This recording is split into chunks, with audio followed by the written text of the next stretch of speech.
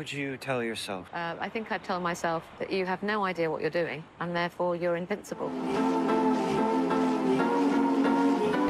چطور بچه اومدیم با فرست ایمپرشن سریال دبر سیزن 3 و از کجا شروع کنم؟ اصلا سیزن 3 بکلش زیاد داره. یک سری اینطوریان که شاهکار به هم ریخته است، یک سری اینطوریان که دبر هیچ وقت خوب نبود، یا سیزن 3 اینو ثابت کرد. آشپزها میگویند undercooked و چفز. listen چفز. اول باید بگم که فاصله سیزن 2 و 3 چقدر کم بود، یعنی هر سال داره یه سیزن میاد و چقدر حال میده اینطوری که اون فاصله زیاد نیست که بخواد تازه اذیتم بکنه اگه بد باشه. وقتی درجا گفتم فلان موقع همه اپیزود میاد، من اینطوری بودم که اوکی وات، احتمالاً این از سیزن 2 اپیزود آماده داشتن و گس وات از اون موقع نداشتن، حتی اگه حداقل سیزن 3 8 اپیزود اگه اشتباه نکنم کارگردان گفته بود اضافه آوردن به استفاده نکرده و خب ما الان میدونیم اندازه 8 اپیزود اینا فوتیج اضافه دارن که خب میتونن استفاده کنن با سیزن 4 استفاده کنن. چرا که نه، بدن ادیتور بگن آقا گو فاکینگ وایلد وای نات. و یه چیز دیگه اینو همون اول تیز میکنم، فکر کنم آخرش صحبت میکنم. که این 8 اپیزودی که ندادن و خب خیلی هم میگن خب حس کامل بودن نمیداد، بعد از اولین 8 اپیزود میدادن، اینطوری ببینیم که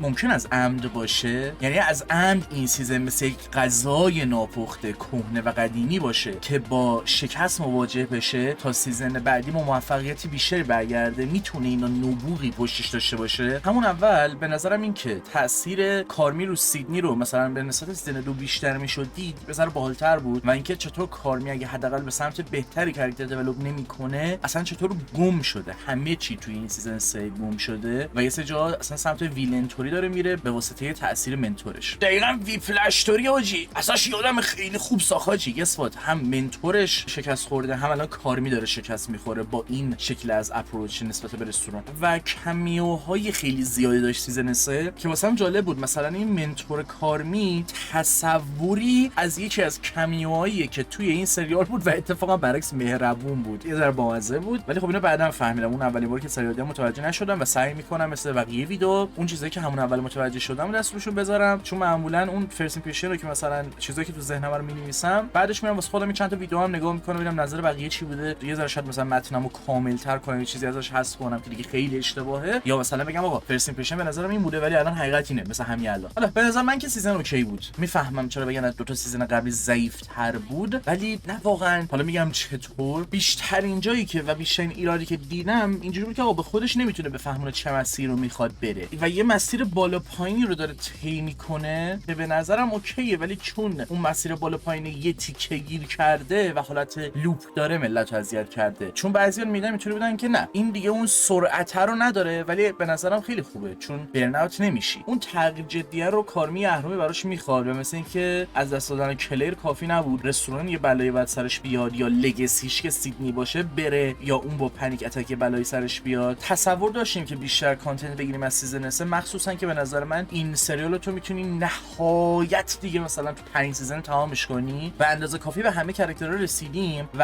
از اون طرف یه سری جا داریم برمیگردیم، یعنی یه سری کاراکترها رو دوباره داریم گذشتهش نشون میدیم و نشون میدیم که چطوری رسیدن به همین نقطه‌ای که خب آلردی 2 سیزن داریم میبینیمشون و دوستشون داشتیم، ولی این کارو درست انجام میده. از اون طرف شاید بشه گفت اوکی لسیزمور با اینکه میخواد بره جلو ثابت میکنه دقیقاً همین پوینت اشتباه اینجا که یه سری چیزا رو کلا نمیدونم چقدر از عمده چقدر اون نبوغه رو پوشش داره یا نه اشاره میکنم، میتونیم راجع بهشون بحث کنیم. اون نان نگوشیبل که مثلا کار مینویسه و خیلی همش مهربون به نظر میاد ولی جور دیگه ای داره مثلا همه چی رو جلو میبره، لسیزمور هم انگار همونه دیگه. اینجا حالت خود سریال هم حالت لسیزمور داره ولی انگار به عمد خراب میکنه. نمیدونم حالا چقدرش بنده یا نه، نمیخوام ارزش افسوده بدم به اثر. من واکنش اولی هم که مثلا نوشته بودم همون موقع داشتم سریال رو میبینم به صورت خلاصه براتون میخونم ببین اصلا چجوری بوده. اپیزود 1 پیسینگ و جابجا شدن بین گذشته و آینده و خوب بودنی که چطور تم خودش رو برای سیزن 3 بچینه و چقدر جذاب بود. اپیزود 2 نور نات فانی، ولی خب بحث زمانی که کی و چطور خسته کننده بشه یه سری جا کمدیه. اپیزود 3 و 4 قشنگ نوشتم که هر چقدر سیزن 2 کار میباید شوک‌گذار میبود، شاید حتی از این دید که اونا اون شب رو بدون کارمی هندل کردن، برداشت کل اون سیستم رو عوض کرد و محیط رو کلا داره تاکسیک میکنه. فشاری که بقیه زیرش له میشن و چطور میان بیرون مهمه، مسیر مهمه تا هدف و هدفی که قرار باشه مثلا اینجوری بهش برسیم، به اون ترای هاردی که به اون شکل رباتیک. وقتی بعضی از کسی که اونجا کار میکنن اصلا آماده نیستن که بخوان 5 ستاره مثلا کنن، فضا رو دپرسیک و حال به هم زد میکنه. مرض پرفکشنیسم و محدودیت هایی که داری، تقاضای بیش از حد توی رستورانی که 5 ستاره است جای خطا نیست، ولی تو فعلا درآمدت رو میتونی داشته باشی، صرفا خودت رو داری زوری میکشی پایین و میتونی یه مدت همینطوری بری جلو که پاتو محکم تر کنی. انگار مثلا اگر تو فیکس میشدی سیزن 2 این سریال میتونست تمام شه، ولی انگار داری دست و پای الکی میزنی. که سر چیزای باحالی از نظر نویسندگی یا حالا اون نشون دادن درست میکنه که تو اصرار به بهترین بودن داری، تاثیر استادش و هر آنچه که قول موفقیت هست رو هی میخواد بگه، میخواد اون کار انجام بده، ولی چیزی رخ نمیده جز شکست و شکست. متاسفانه کارمی الدرنینگ بازی میکنه و حالیش نمیشه ویگور لول اپ کنه. ویگور مساوی با دمیج هم هست، بیشتر زنده‌مونی بیشتر دمیج میدی، ولی خب رویز تاکسیک میخواد از عمد وان شات بشه. like for fuck's sake get good dumbass. خب اگه از اون مسیر لذت ببرید کل سیزن 3 بهتون حال میده. نمیگید که چرا که دوست دارم باز دارم دوباره مسیرشون رو میبینم، یا اپیزود سر مامان داریم که خب این واکنش شما یکم بالا پایین میکنه همه چیز رو، ولی برای من اوکی بود هرچند که ایرادهاش رو میبینم. شاید حس کردم که این سیزن توی بخشای کم گذاشته و حتی اشتباه یه سری چیزا رو انجام داده، ولی جای اینطوری نبوده که بگم وای دیگه افتضاحه. اپیزود 5 جان سینا فان بود، واقعا لذت بردم، ولی کلا سر این قضیه فک و کمدی الان تو اپیزود 3 فکر کنم گفتم، بحث اینه که کی تکراری بشه کمدی مجبور باشی زوری نگاه کنی. فعلا اوکی بود با اضافه شدن جان، ولی هر جا که فک با اون یکی یارو بودن اکثرا جواب نمیداد دیگه. این سیزن اینطوری بود که اوکی دیگه، بعضی موقع فانی، بعضی موقع حتی اگه ایمپرووایز کردن هم باشه این یه شکل بدی از این کاره و نمیدونم کمدی عجیبی یه سری جاها نمیگیره نسبت به کاراکترها، و اگه صرفا میخواد یه کامیک ریلیف توری باشه نمیتونه اون هدفو بهش برسه. ولی خب کاراکترشون هم اینطوریه دیگه، یا باید کلا کنار بذاریشون یا میدونیم. اپیزود 6 عالی بود، من دوست داشتم، با اینکه جاهای مختلف توی بهترین اپیزودهای این سیزن هم جاهایی بود که اسلو یا خالی به نظر بیاد، ولی حرف نداشت. اپیزود 6 واقعا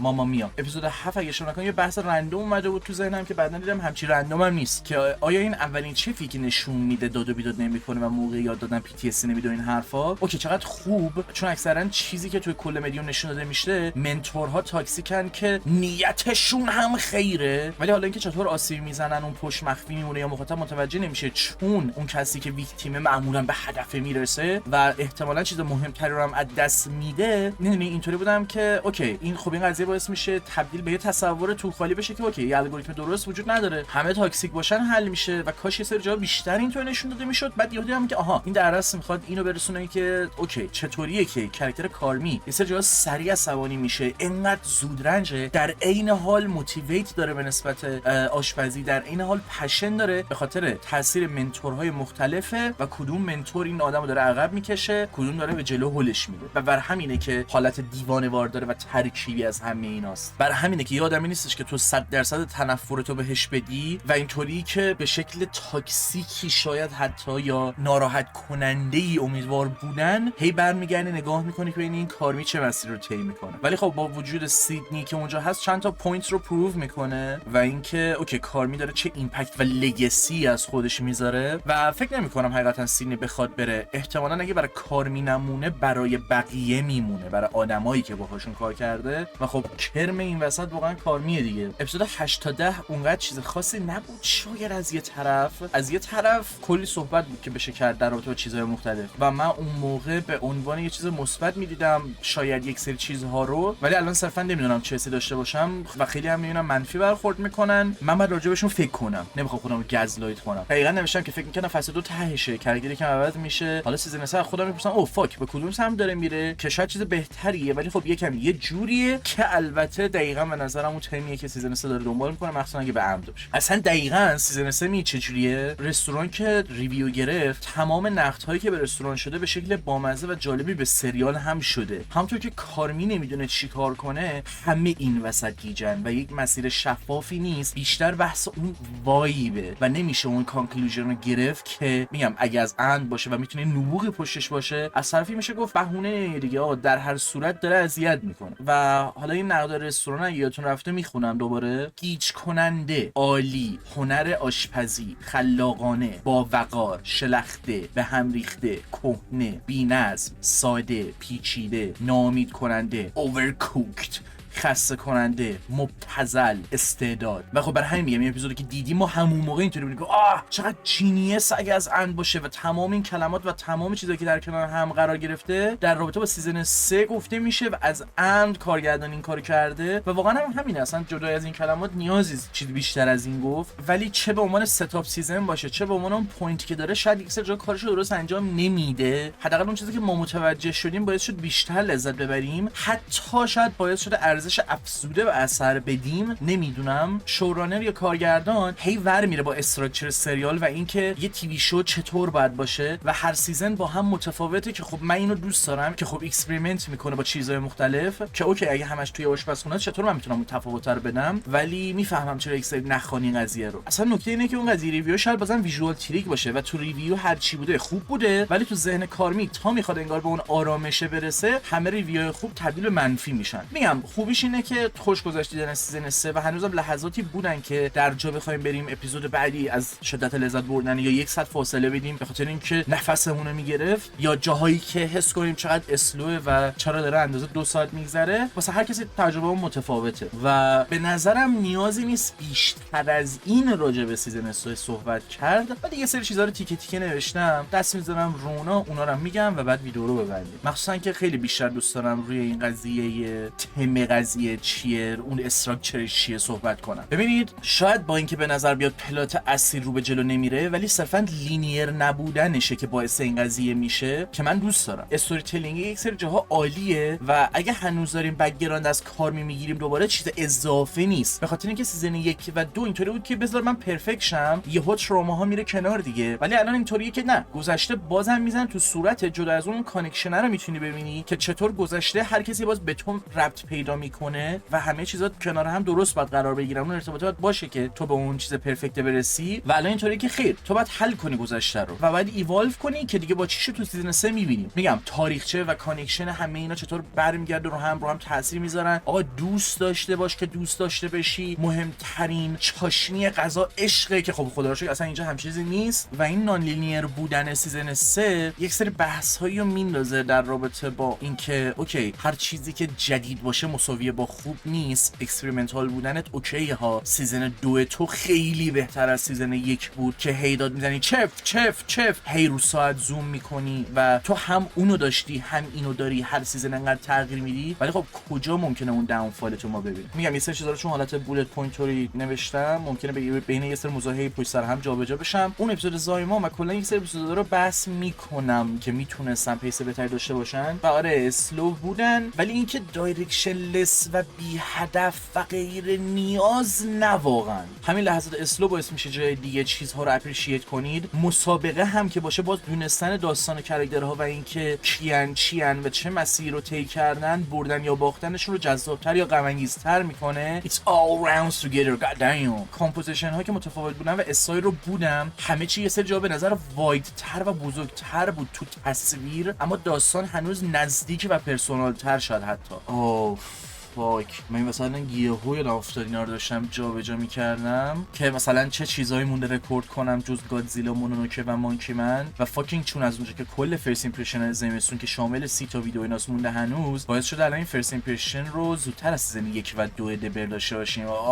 مای گاد دیگه نمیدونم به اونا برسم یا نه، ولی خب نمیدونم. هدفم گفتم چندی بار در نهایت اینه که چیزای جدیدی که میبینم رو سریعا مثلا تو فاصله یه هفته رکورد کنم دیگه. هر موقع گذاشتم جدا از اون اینکه چقدر برگردم به عقب و چیزایی که تو آشغال های راجع بهشون صحبت کردم دیگه نهایت تا زمستون بتونم کچاپ کنم عالی میشه. بقیه‌اش مهم نیست و تمرکز کنم رو اثرهای بعدی و چیزای جدیدی که میخوام ببینم و تجربه کنم. نمیدونم راجع به هر چیزی که تو این 10 سال اخیر تجربه کردم و هی از عقب‌تر صحبت کنم نمیشه که. دوست دارم ولی زمستون مثلا یه جور بهش برسونم، مخصوصا اثرهایی که اونجا تجربه کردم زیاد بود. اگه اشتباه نکنم میگم فعلا 30 تا هست که باعث شده بود تو آشغال تعیین‌ها کمتر راجع بهشون صحبت کنم و تا همینش فکر کنم 2-3 فصل گذاشتم. کلا هرچی نوشتم و وایس گرفتم و بعد اوکی کنم، ولی از اونجا که فرست ایمپرشن سیزن 1 و 2 ندم ممکنه با یک دید دیگه‌ای برم سراغشون که با این دید که من سیزن 3 رو تجربه کردم چقدر بدن یا خوبن. و از اونجا که خب راجع به اون صحبت نکردم یه سری چیزا جا افتاده و الان فوکس سیزن 3 آقا به طور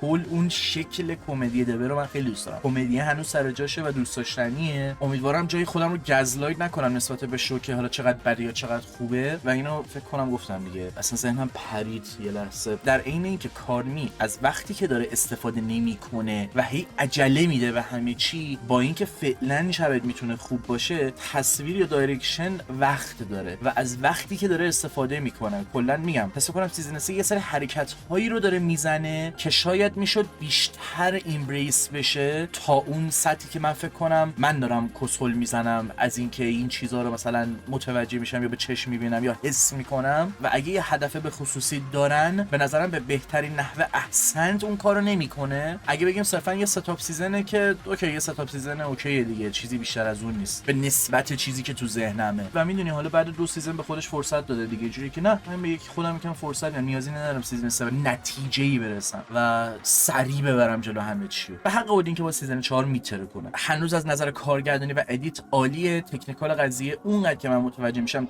تمیزه. ادیت هم که دیگه یه سری سینماهای دیگه، یه سری فیلم‌های دیگه باید از این تو لایک بگیرن. از نظر دیالوگ یه ذره دابل اج سورده. خب اگه طرف میشه ازش تعریف کرد، اگه طرف کاملا میشه زدش، ولی به نسبت تم سیزن 3 شاید اونقدر بهش گیر ندم. الان اجازه بدید اول توضیح بدم. مثلا از چه نظر تو میتونی بگی بهتره؟ اپیزود زایمان اینا فقط دارن با هم صحبت میکنن، تو چیز بیشتری نداری. 40 دقیقه صحبته ولی همون کافیه تا حساب مختلفو به دست بیاری. و چیزی که میخوام بگم تقریبا اینه که سیزن ثابت میکنه فقط اون سرعت و شلوغ خلوقی نیستش که یهو باعث میشه به نظر بیاد با یه اثر خوب طرفی که تو رو درگیر میکنه و جز اون چیز دیگه ای نداره، فقط ادیت خوبه. از طرفی میشه گفت دیگه پیش‌فرض‌ها و تصورات و جای فکر واسه مخاطبا کنار میذاره، خیلی مستقیم همه چی که توی دلشون و مغزشون ذهنشون میگذره رو به بدترین پارت سیزن 3 داره میرسونه و این قضیه شو دونت تل و کلا گذاشته کنار که از اونجا که درگیری‌های متفاوتی تو سیزن 3 هست، بزرگتره. فاز دپرشن و اون وایبر رو داره که آقا تو یک جا گیر کردی، اون گیر کردنه و رو به جلو نرفتن رو میخوای چطور نشون بدی که هی بین گذشته و حال داری جابجا میشی. میخوای قدم رو به جلو برداری ولی نمیتونی، هی میخوای تصمیم بگیری جلو بری ولی نمیتونی. چطور هر کاراکتر دنبال اون پیس و آرامش خودشه و یک بخشی از این رو باید با صحبت کردن به دست آورد و باعث میشه که تو سیزن 3 همه هر چی تو دلشونه یا تو ذهنشون میگذره رو بگن. که به خاطر همین میگم راجع به این قضیه ممکنه تو سیزن 3 کم صحبت کنم، چون تصورم اینه از عمد و اینا اپروچ دیگه‌ای رو امتحان کردن که باعث این قضیه میشه و دیگه واقعا نمیدونم کجا دارم خودم گول میزنم. ولی خب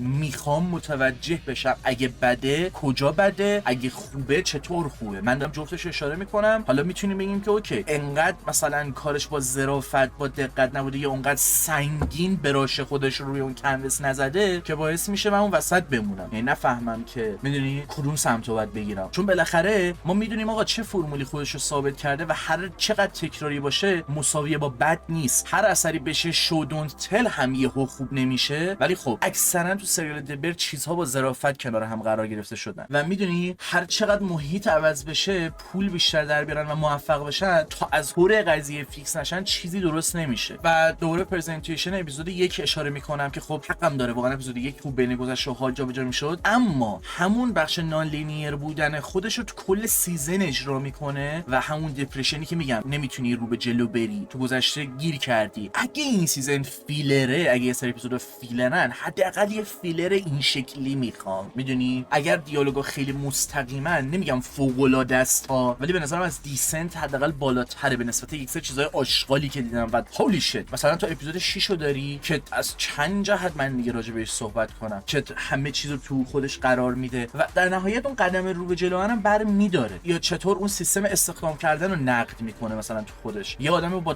تجربه میتونه اورشادو بشه نسبت به کسایی که تجربه ندارن اصلا یا اون سیستم استخدام کردنه. و اتفاقا میگم اینطوری که بر داره جلو میره الان منو برناوت نمیکنه و فلو اوکی داره، اگه نگیم نیر پرفکته، برای اینکه چطور لحظات آروم و سریع کنار هم قرار بده که تاثیر چیزها از بین نره. برای اینکه اگر هر لحظه بخواد سریع باشه، هر لحظه بخواد کند باشه، خیلی بی تاثیر و حال به همزن میشه. ولی به نظرم از اون طرف یک سری اثرهای دیگه هستن که من به اونا هم ایراد ایراد دارم و نیر پرفکت که هیچی، نهایت مثلا یه چیز خیلی خوبن، یک سری جاها فوق العاده، این یه سری کارا رو بهتر انجام میدن تا دبر. مثلا اگه تو یه سیزن وایب توری درست کنی، یه سیزن مودی یا ویرد بودن یک سری چیزا رو نشون بدی، میشه با بوجک هورسمن مثال زد که اولش با یک کمدی شروع میشه، یک سری جاها تیز میکنه اون عجیب و غریب بودن رو و تبدیل به یک چیز وحشتناکی میشه که یک جوری تو رو میخکوب میکنه که یعنی قشنگ به دست میاره اون چیزی که داره به تو نشون میده رو و تو همون حس رو تا استخونات حس میکنی. همچین چیزی از سیزن 3 نمیتونی بگیری. نهایتش اینه که من بیام ویدیو بدم، چیزهای مختلف رو مطرح کنم و با هم صحبت کنیم که آقا کجا آره قطعا یه سری اپیزودها حال داد، نه که نداد، ولی به طور کل میخوام به این سیزن نگاه کنم، اون